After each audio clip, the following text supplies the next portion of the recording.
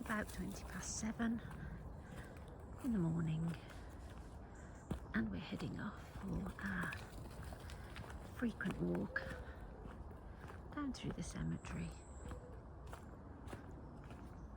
before we start our day. This building that we're just passing on the left-hand side is a small Victorian brick-built building.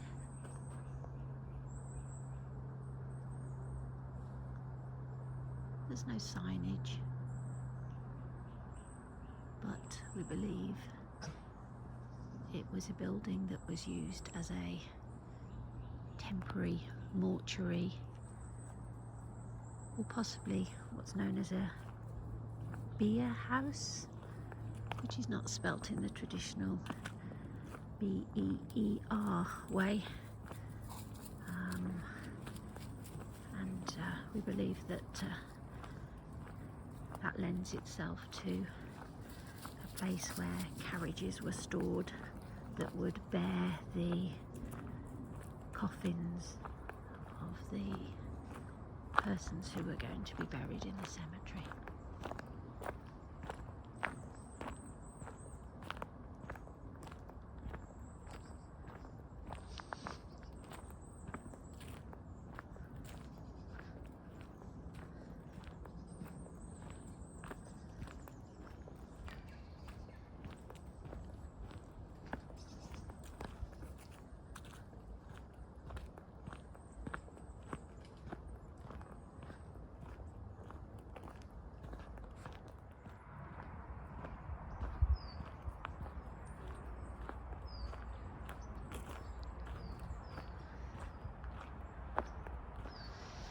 This Victorian cemetery is no longer open to burials. The town is now served by a cemetery in a different area, and perhaps has been done for about perhaps 50 years or so. So most of the graves in here date back to late 1800s through to the 1950s perhaps.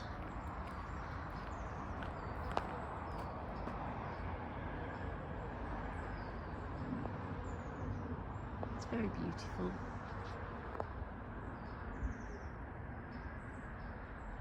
And although it's close to the town centre, the train station and bus station is about a 3-minute walk from where I am at the moment.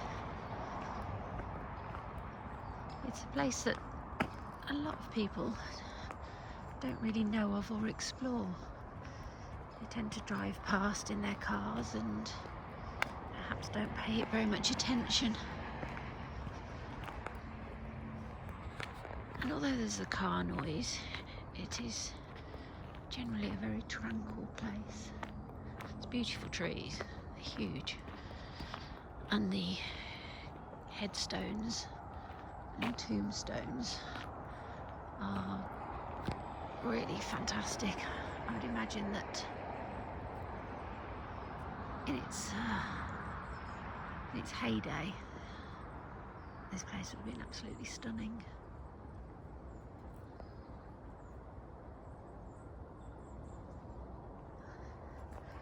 However, now there's very little maintenance.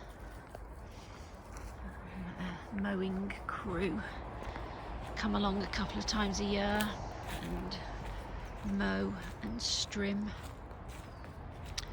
but there is very little work done beyond that.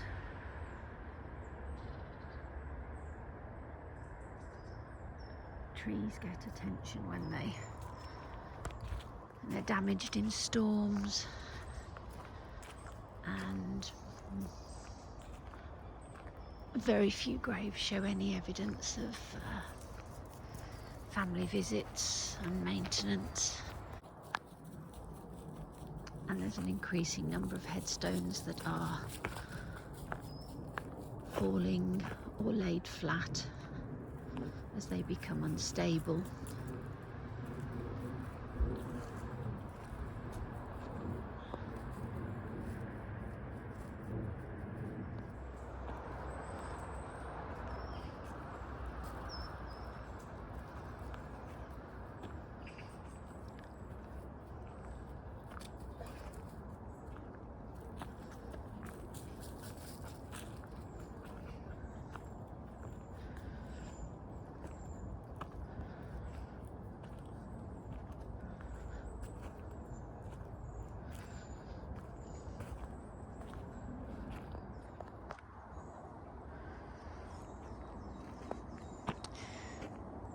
The records suggest that about 17,000 people are buried in this cemetery.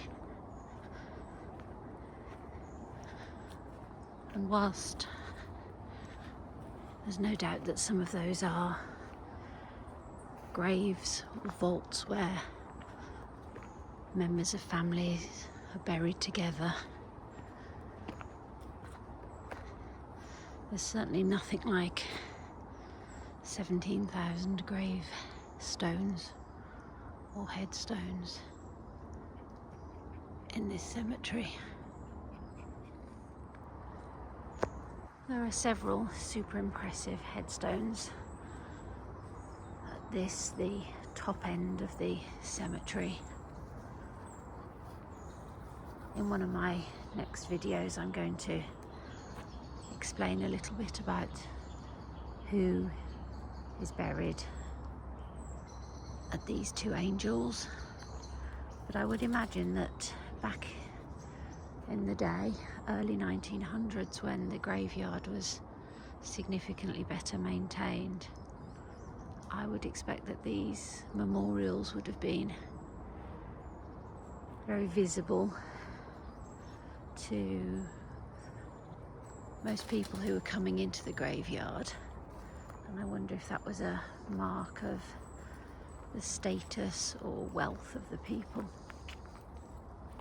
who were buried here.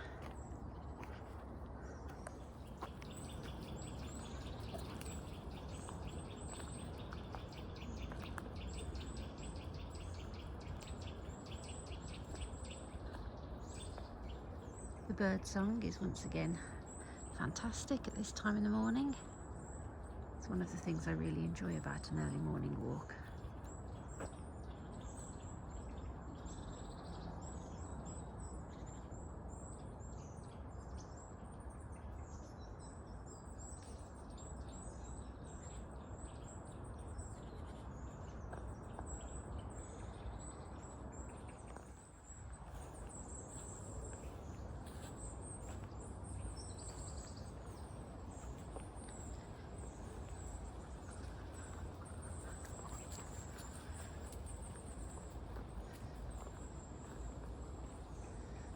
On my left hand side there is a area probably about 10 meters deep where the brambles and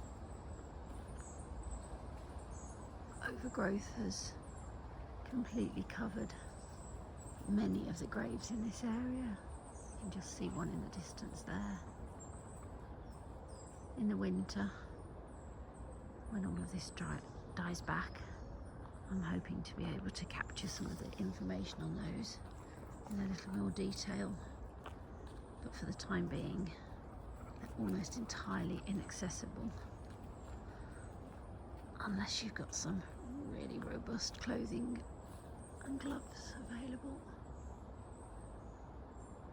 Another beautiful angel hidden by the brambles and the oak tree. And another headstone just poking through there.